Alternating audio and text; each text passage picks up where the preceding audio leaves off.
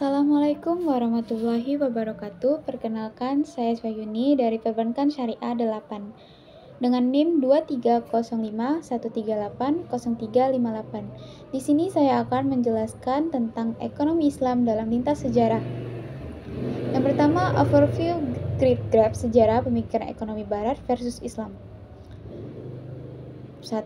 Joseph Schumpeter mengenalkan istilah Great Gap dalam perkembangan pemikiran ekonomi. Ada kekosongan pemikiran ekonomi selama lebih dari 5 abad. Pandangan ini memberikan pemahaman bahwa selama lebih dari 500 tahun sebelum era skolatik. Yang kedua, tidak ada pemikiran ekonomi yang signifikan. Dengan kata lain, masa kegelapan Eropa berlaku secara universal, yakni kegelapan tersebut tidak hanya dirasakan oleh Eropa, tetapi juga belahan dunia yang lain. Yang ketiga, hal ini tentunya berbeda dengan fakta sejarah, di mana ketika Eropa mengalami kegelapan, justru bagian dunia lain di Jazirah Arab dan daerah Islam lainnya sedang mencapai peradaban yang tinggi. Selanjutnya, lintas sejarah hasil pemikiran ekonomi Islam. Sejarah pemikiran ekonomi Islam memiliki 4 fase perkembangan. Yang pertama, fase fondasi. Yang kedua, pemikiran ekonomi Islam berkembang secara pesat. Yang ketiga, terjadinya stagnasi. Yang keempat, periode kebangkitan. Yang pertama, fase fondasi. Masa fondasi dalam lintas sejarah mengacu pada periode awal dalam sejarah manusia, di mana fondasi-fondasi peradaban pertama kali dibangun.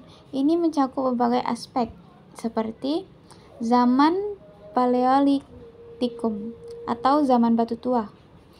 Ini adalah periode ketika manusia hidup sebagai pemburu, pengumpul, dan bergantung pada alam untuk bertahan hidup. Mereka menggunakan alat-alat batu sederhana. Yang kedua, zaman Neolitikum atau zaman batu baru.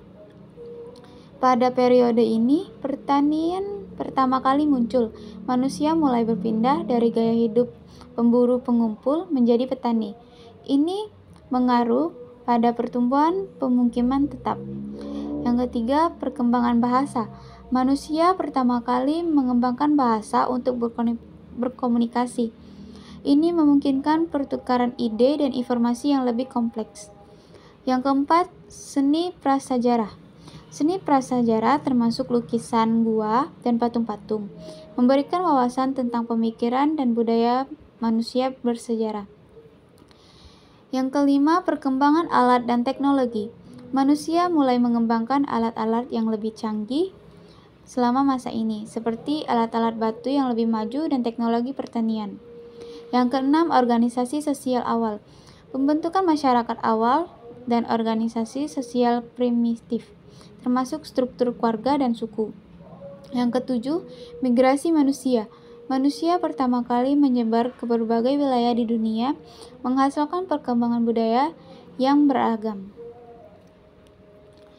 Yang kedua adalah fase pemikiran ekonomi Islam berkembang secara pesat. Dimulai dari tahun 450 Hijriah hingga tahun 850 Hijriah, pada masa ini lahir banyak karya intelektual, termasuk di bidang ekonomi. Beberapa materi utama dalam pemikiran ekonomi Islam yang telah berkembang. Yang pertama, prinsip syariah. Ekonomi Islam didasarkan pada prinsip-prinsip syariah yang mencakup larangan terhadap riba atau bunga, risiko berlebihan atau gharar, spekulasi berlebihan atau maisar, dan larangan perdagangan yang tidak adil. Yang kedua, perdagangan dan bisnis yang adil. Ekonomi Islam mendorong praktik bisnis yang adil dan transparan serta melarang penipuan dan monopoli. Yang ketiga, ketidaksetaraan sosial. Ekonomi Islam menggarisbawahi perlunya mengurangi ketidaksetaraan sosial dan kemiskinan melalui zakat dan distribusi kekayaan yang lebih adil. Yang keempat, sistem keuangan Islam.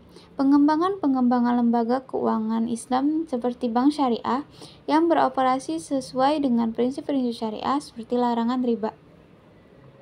Yang ketiga, fase stagnasi. Di awal abad 19 dan 20, banyak negara-negara muslim hadapi tantangan politik dan sosial yang sangat berat. Mereka harus berjuang melawan dan lepaskan diri dari penjajahan. Fokus perjuangan negara-negara muslim terjajah ini bukanlah tentang pokok ekonomi, tetapi bagaimana cara merdeka lebih dulu. Situasi semacam ini pemikiran yang timbul di bidang ekonomi yaitu mengenai cita-cita kemasyarakatan dan ideologi politik. Yang kedua, ekonomi mengalami fase stagnasi atau kemandegan bahkan kemunduran. Penyebab kemundurannya adalah dikarenakan beberapa faktor seperti Great Gap, yakni ketidaktegasan intelektual barat dalam merujuk karya-karya cendekiawan muslim tentang ilmu ekonomi. Yang ketiga, belum ada usaha yang secara fokus pada negara-negara muslim terjajah waktu itu untuk rumusan pemikiran ekonomi Islam secara komprehensif. Pada waktu itu, pemikiran ekonomi Islam sifatnya masih adaptif dan pragmatis. Fase yang terakhir adalah fase kebangkitan. Di fase ini, dimulai dari tahun 1932 hingga saat ini, Islam membagi lebih detail lagi periode ini per seperempat abad. Seperempat abad pertama adalah masa pre-take off, yakni munculnya semangat dari para pemimpin negara muslim untuk melakukan reformasi atau perubahan sistem ekonomi. Upaya untuk menggali pemikiran ulama klasik tentang isu-isu ekonomi mulai digalakkan.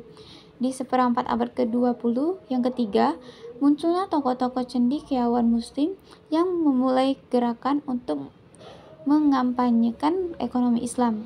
Upaya ini akhirnya mendapatkan dukungan secara institusional di seperempatan abad ke-20 yang terakhir.